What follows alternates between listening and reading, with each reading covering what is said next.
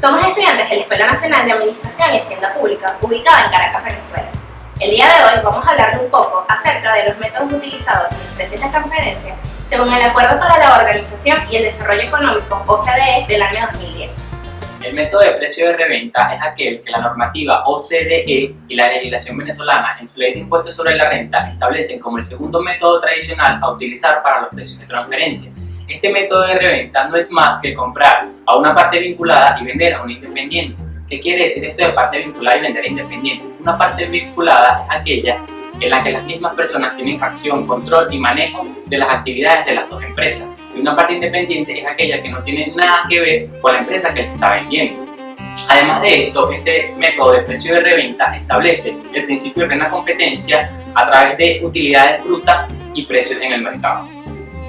Como podemos observar en el siguiente ejemplo, la vinculada A está realizando una venta, ya sea de productos, bienes o servicios terminados, a la vinculada B. En esa venta de la vinculada A la vinculada B ocurren riesgos y gastos operacionales. Esto quiere decir fletes, gastos aduanales, entre otros. Además de eso, ya la vinculada B, teniendo la mercancía o lo que le haya vendido la vinculada A, le realiza una venta a una empresa independiente, puede estar ubicada en el mismo país o en el extranjero.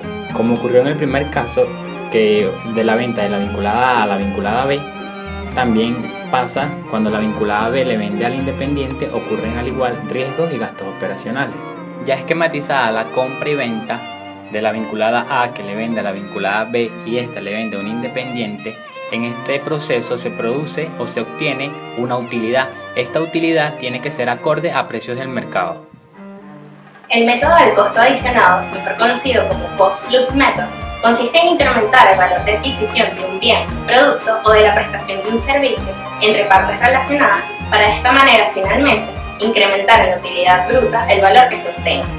Este método por lo general se utiliza en la producción de bienes, productos o servicios en una empresa que realice ventas, en este caso exportaciones, para que finalmente se añada este precio o este valor final a la utilidad bruta que se obtenga.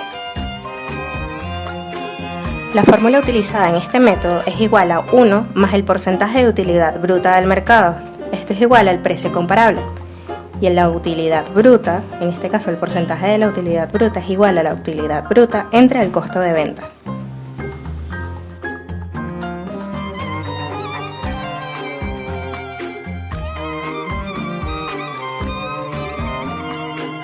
El método de división de beneficios o Profile Split Method, como lo conoce la OCDE, es recomendable para examinar operaciones controladas basándose en la transferencia, cesión o ventas de bienes intangibles.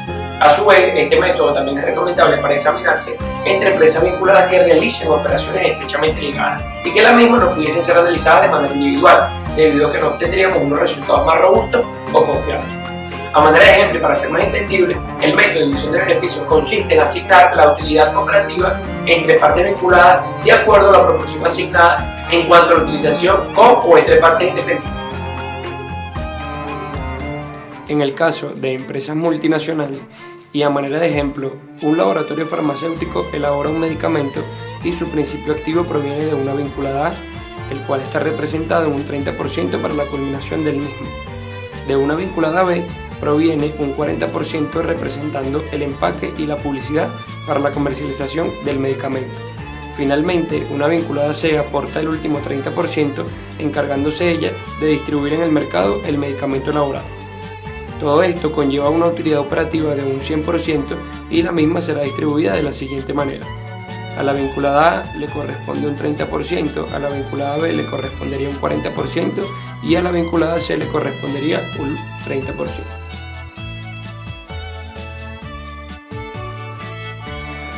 Hola, ¿qué tal?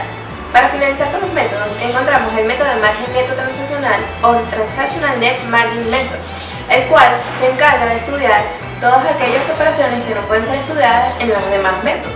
Por ser el último método no tradicional, no es el menos importante, ya que es el más utilizado por los contribuyentes. En este sentido, este se encarga de determinar en transacciones entre partes vinculadas la utilidad de operación que tendrían partes independientes, y comparando los factores de rentabilidad como lo son los activos, costos, gastos y el flujo de efectivo.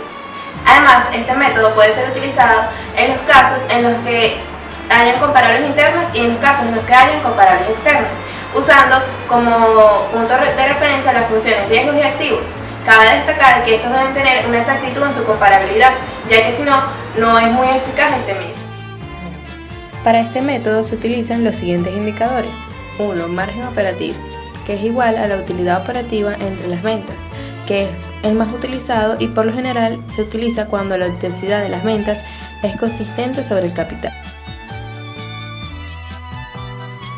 2. Costo agregado neto o CAN, que es igual a la utilidad operacional entre el costo de venta más gastos de ventas, que se entiende como la utilidad dividida entre el costo de los bienes vendidos más los gastos de operación y se aplica por lo general a fabricantes o prestadores de servicios cuando sea exacta la contabilidad. 3. Rendimiento neto activos operativos o ROA, que es igual a utilidad operativa entre activos operativos y este mide el rendimiento sobre el capital empleado. Por último tenemos la razón Berry, que es igual a la utilidad bruta entre gastos de operación. Este se utiliza cuando el estado de resultados refleja con mayor exactitud las funciones y riesgos de las operaciones.